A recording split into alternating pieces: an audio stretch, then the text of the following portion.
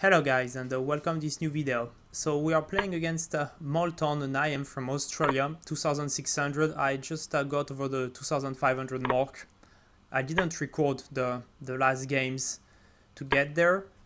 I was in the best 5 minutes for some times, but now I am outside of the best ICC ratings, which are the 20 best players, I guess. So we have a Scandinavian, because this should be a really strong IM, with 26 on the ICC. So c6 here is theoretical move. All of that is well known to all the Scandinavian players. So if you plan to play the Scandi, you get to know this position. So e6, now he has a choice between queen e2 and knight d5. Both moves are theoretical. Bishop b4, still theory. And after long castle, I will play a subline, which is the move b5. So long castle here is the most classical move. Let's see if he plays that, because some players prefer anyway to go short castle, even if it doesn't really give an advantage for white, just because they don't want to face the opposite castle. So they prefer to go short castle, take, and they have the bishop pair. So here he has the two bishops, but it's always really close to equal. So he has no time to play bishop b4 in order to forbid me to castle, because I will just kick the bishop with the pawn to a5. So bishop to b4 is not really working here. And this bishop on c4 is most of the time exchanged. So now you wanna play. So he wants to do two things with this move. First of all, he protects himself from the move b5, and secondly, he can play now bishop b4 and bishop a3. Though I don't think the bishop is really annoying on a3, so I'm just going to castle, and if bishop b4, rook e8, I don't really mind a bishop on b4. a5, so he's launching kind of an attack with his pawn. It looks like a weakness to me, so I won't react. I could play a move like bishop g4 with the idea to go queen f4.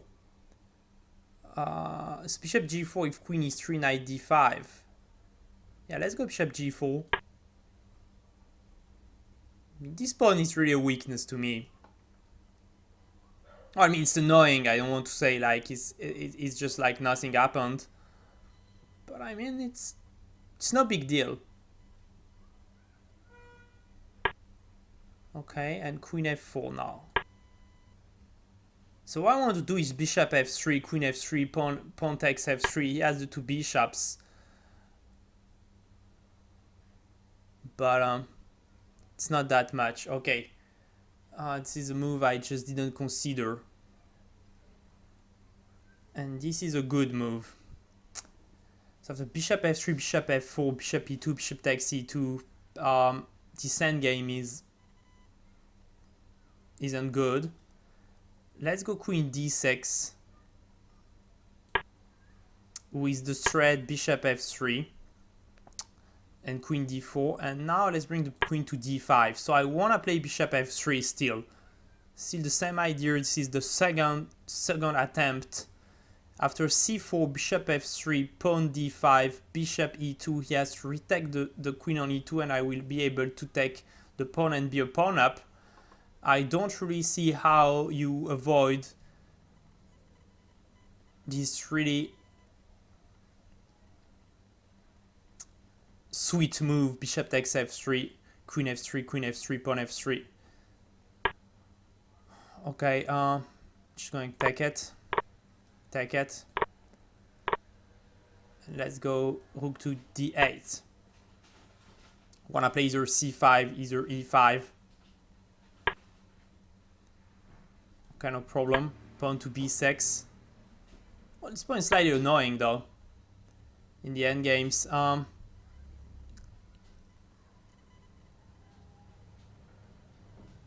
let's go c5. It's complicated. Those bishops are always uncomfortable. Let's go rook c8. I want to centralize my pieces. Okay, knight d5. Okay, king f8. Should have played king f8 first and king e7, because now I have a lot of lines where retake on c5 and I have to retake with the pawn. I don't want to see my pawn like that. Okay, you want to play bishop f3. It's no big deal. Let's bring the king to the center. Having a king on e7 is really important. Let's go knight d5.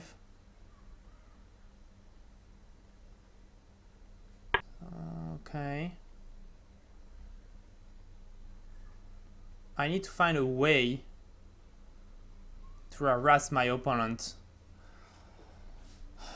Okay, it's hard to play.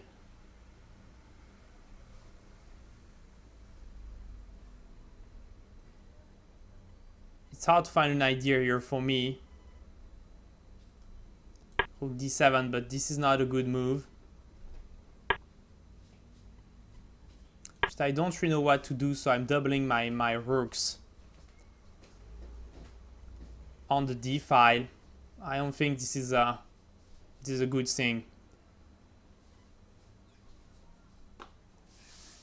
So this is really a good opponent we have here. Solid in the endgame. I can feel that. I think most of the really good blitz players are good in endgames nowadays. It really makes a difference. So I don't want to push the pawns for the moment. It would be too weakening for him. Okay, he's kind of preparing something.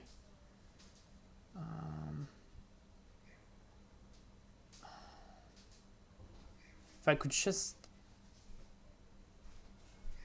find a way. Let's take some space. I don't clearly see what you want to do.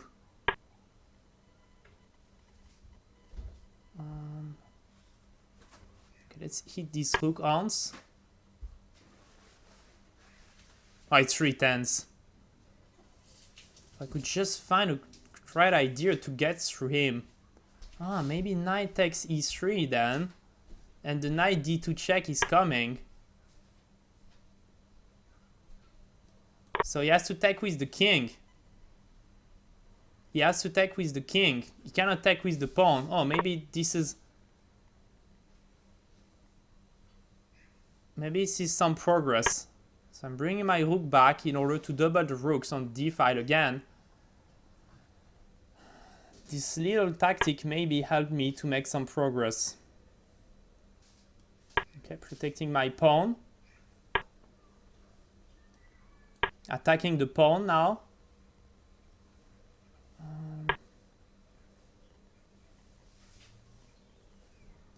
Okay, I cannot. I'm shaky. Where should this knight go?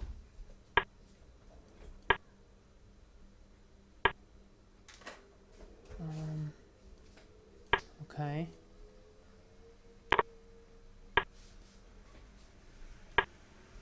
I can't seriously make a draw here. I have to try to win. I mean, I don't respect my chess. I don't respect chess if I draw here. This pawn endgame. How is this pawn endgame looking?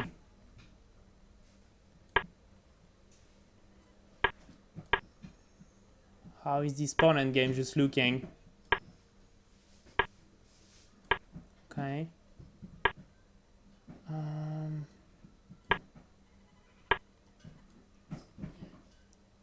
Okay, it's drawn. Time warning. Okay. Wow. The only thing you have to do is wow. Okay, let's have a look. This is very interesting game, very tense. I feel like I missed something. So let's go to the end of the opening. This guy was really solid. So, okay, he decided to castle, knight d7, pawn take, queen c7. Okay, till here it's just a normal position, just another equal position. So a4 with some interesting ideas, stopping the pawn to go to b5. So those bishop b4, bishop a3 idea, and b5. So castle, a5, bishop g4. So playing on this pin. Maybe h3 was a good move here. Computer say you have to ask the question. Okay, it's not the most interesting part of the game. So queen f4, bishop d2, queen d6. So bishop d2 was the, just want to show the variation back. So if bishop f3, bishop f4, bishop e2, bishop takes e2 is just the same one as in the game, only has the pawn on g2 instead of f3. So this is a clear advantage for white. So that's why I went backward, attacking the pawn now. So I want to take the knight and take the pawn. So protects the pawn. And now I play queen d5. So I'm trying to get this knight. So queen e3. Take. It's a good quality game. I mean, we really followed the first line of the computer for long. And rook d8. Because computer talks about... So I went with the c5 idea, but e5 is also interesting, because if you trade like that, now we have a 3 against 3 on the queen side, and it's maybe easier to take advantage to play on the king side for white, for black. So it was another way to play that. Anyway, rook d8, so I'm just putting my rook on the file that is going to open. a6, b6.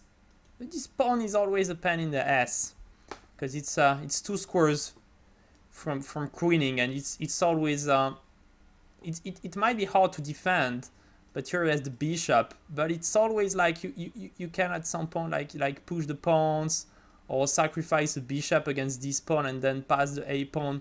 So a pawn 2 squares from the promotion is always dangerous. That's why he played this a6 move. So bishop e3, c5. So it's a very very typical move in those positions. I mean, you want to play either e5 or c5, so I decided to go with c5. Take. Bishop e2, so bishop is well placed. It can go to a6 or maybe come to f3 at some point as it happened in the game. So rook c8, okay, rook d1, king f8. Here I wasn't glad to let him take with the rook and maybe do something like that. Check. I was slightly concerned about that, with the rook coming to those walls, to those holes. But here interesting resources, rook knight e5 and knight f4 to attack the king. Bishop f4, knight f4, h4. Yeah, I mean, this pawn on a6 is a monster. In many lines, it's going just to come there, take and push the pawns. As I said, just 2 squares from queening. Yeah, so I was really concerned about that, about this rook d8. Take. Check. We had to play like king c, rook c8, rook b5, knight e5. Yeah, I was rightly concerned by this move. That's why I would have preferred to go king f8 first, and after rook d1, the knight just come like that, and in all those lines you win a tempo. It's important. The tempo is important in endgames. Okay, so he didn't dislocate my my pawn structure as he has to do. So okay, f4, king e7. So now I'm safe. King f1, knight d5. So here, those 2 knights are really good looking. So you see I'm making arrows. It can really jump all around. King g2, rook d7. So I don't have a knight d here. I'm really saying knight e4. I mean, what's the point? I mean, if I just go king f3, knight d6. Just playing nonsense move, just to see what he wanna do.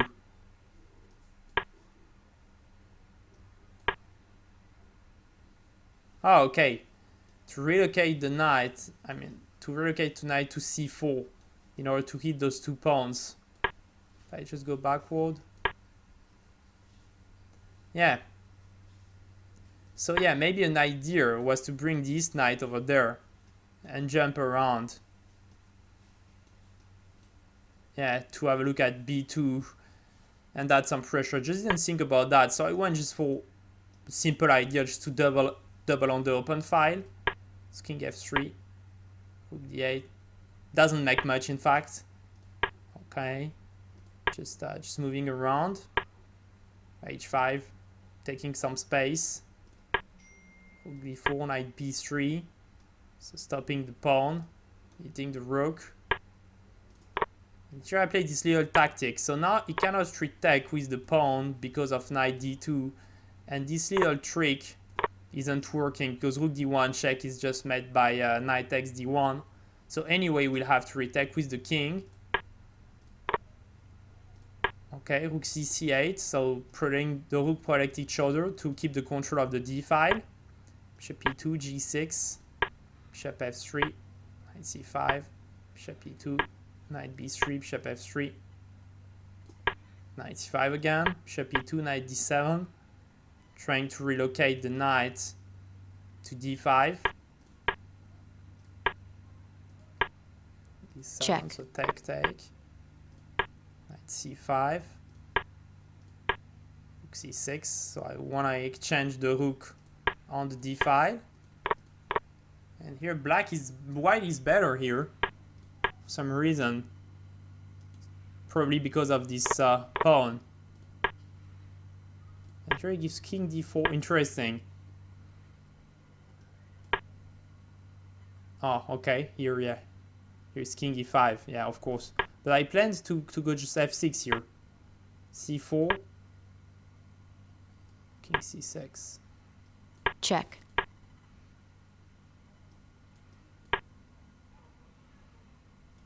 Can you win it this way? Sorry for not making any commentary here, but I'm check. very curious. Oh, can take with the pawn here. Stay around, and he has no entry. All the entry squares are controlled. So this must be drawn. Yeah, this is drawn. So this endgame was drawn. And the way it was played.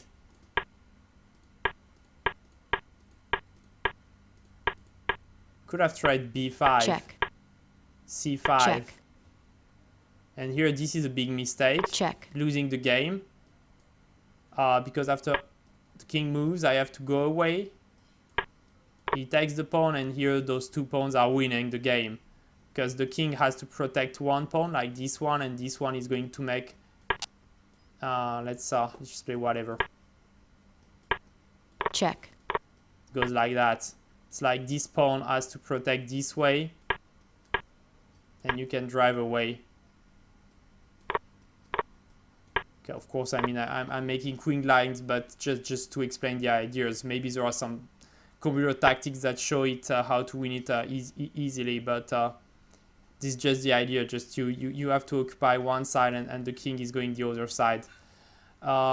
So he has to try this b5, check. Which I had to reply king d6, c5, check. And the same idea, king c7, and when you check, I take back with the pawn, and those guys are just closing the door.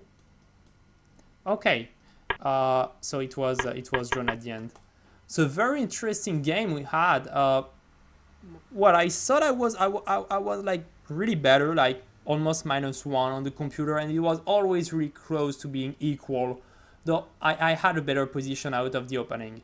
Last thing I wanna check before leaving you is check if I'm getting into the best 5 after this game. Now I'm 3 points away, but still 2,500 and 10, so it's a good rating. Thank you for watching the video. Don't forget to share or like it. Thank you. Bye.